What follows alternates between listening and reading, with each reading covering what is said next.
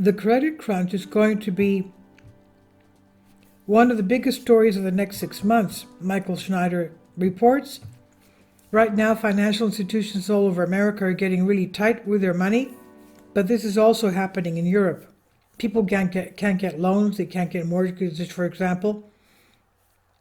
So in the States, that means that less credit will be available for consumers and businesses, and that will mean less economic activity in the months ahead. When economic activity slows down, the more businesses fail, more layoffs happen, and more consumers start defaulting on their debts. Of course, if economic conditions steadily deteriorate, it will cause financial institutions to get even more stingy with their money. It happens that a vicious cycle has now started, and I believe that this one will be of the biggest stories of the next 6 months.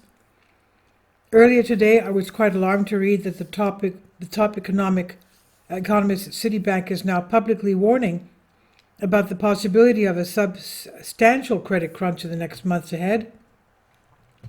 Citi's chief economist Nathan Sheets says the U.S. may be headed for a credit crunch and a recession in the coming months, citing the Federal Reserve's monetary tightening and ongoing fallout from bank turmoil.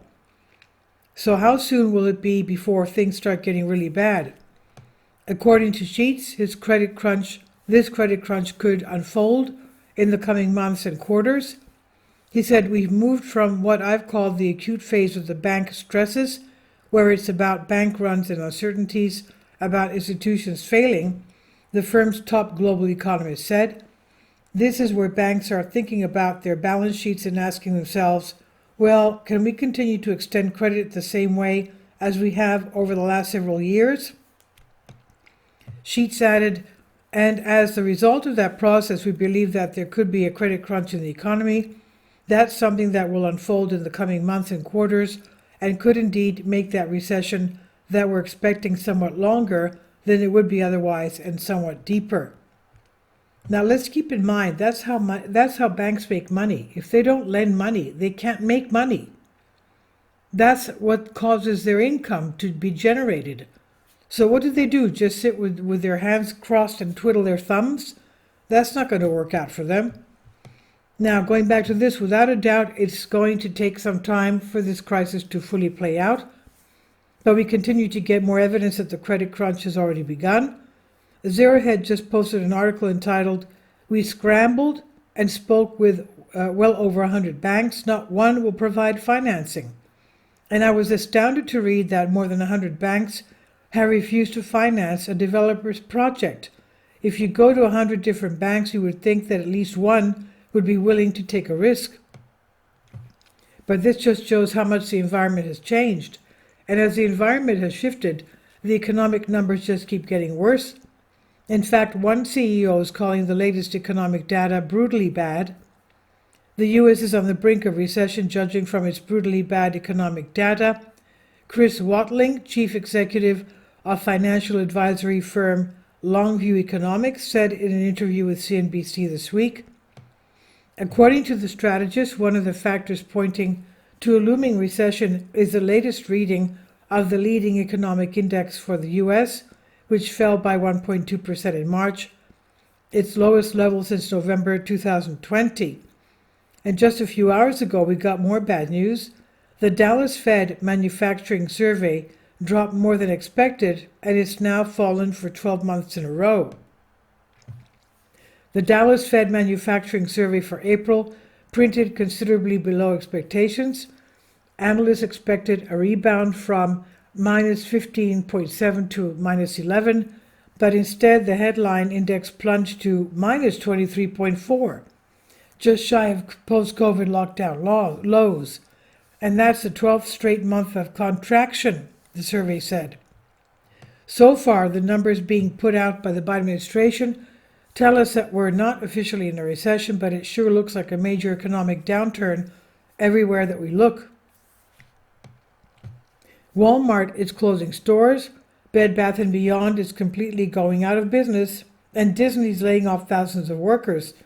Disney's laying off several thousands of workers across the company this week, in the second and largest wave of cuts as part of the media giant's previously announced plan to slash its workforce by 7,000 employees.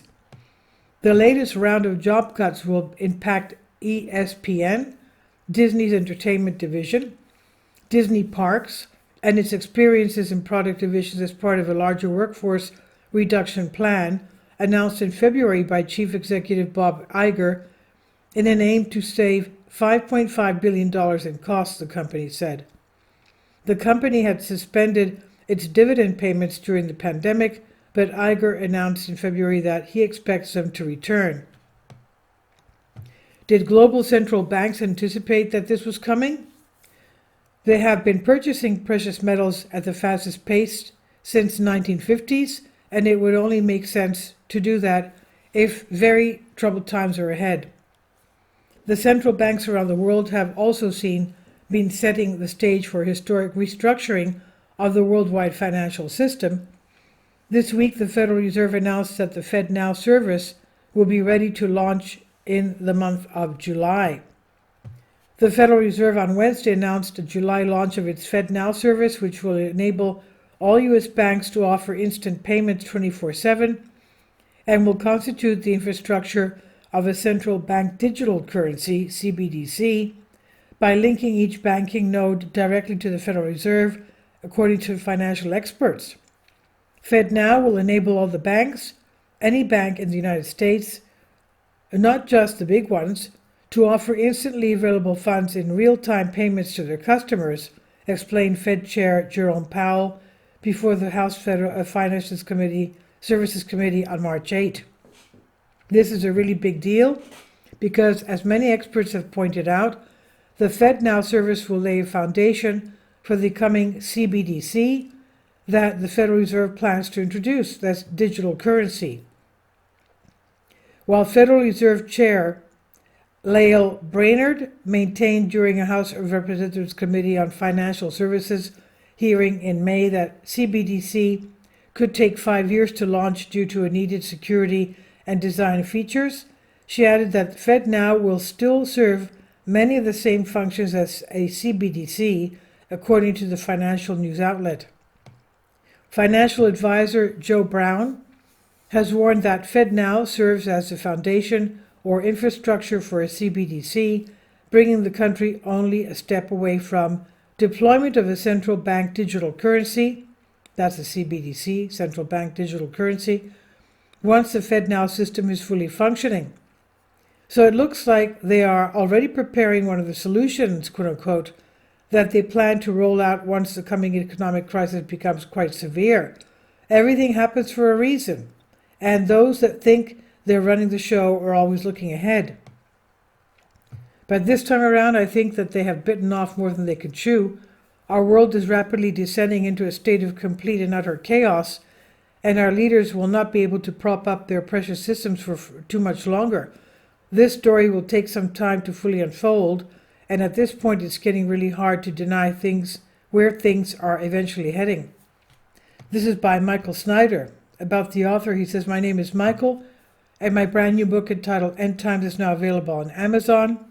In addition to my new book, I have written 6 other books that are available on Amazon, including 7-Year Apocalypse, Lost Prophecies of the Future of America, The Beginning of the End, and Living a Life That Really Matters. When you purchase any of these books, you help to support the work that I'm doing, and one way that you can really help is by sending copies as gifts to family and friends. Time is short, and I need help getting these warnings into the hands of as many people as possible.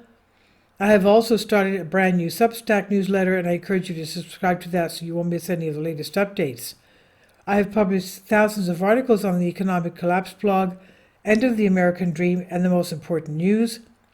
And the articles that I publish on those sites are republished on dozens of other prominent websites all over the globe.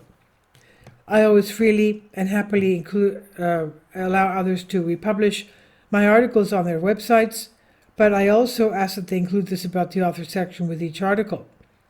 The material contained in this article is for general information purposes only, and readers should consult licensed professionals before making any legal, business, financial, or health decisions. I encourage you to follow me on social media, Facebook and Twitter, and any way that you can share these articles with others is definitely a great help. These are such troubled times and people need hope. John 3:16 tells us about the hope that God has given us through Jesus Christ. For God so loved the world that he gave his only begotten Son, that whosoever believeth in him should not perish but have everlasting life. If you have not already done so, I strongly urge you to invite Jesus Christ to be your Lord and Savior today. And this is on the Economic Collapse blog by Michael Snyder. Please leave your comments, and thank you for your support. Kindly support my Patreon account. The daily posts are 5 videos daily, and they are totally different from what I have on my YouTube channel. Thank you so much for your support and that you find all my content so interesting. You'll find the Patreon account details in the description box below.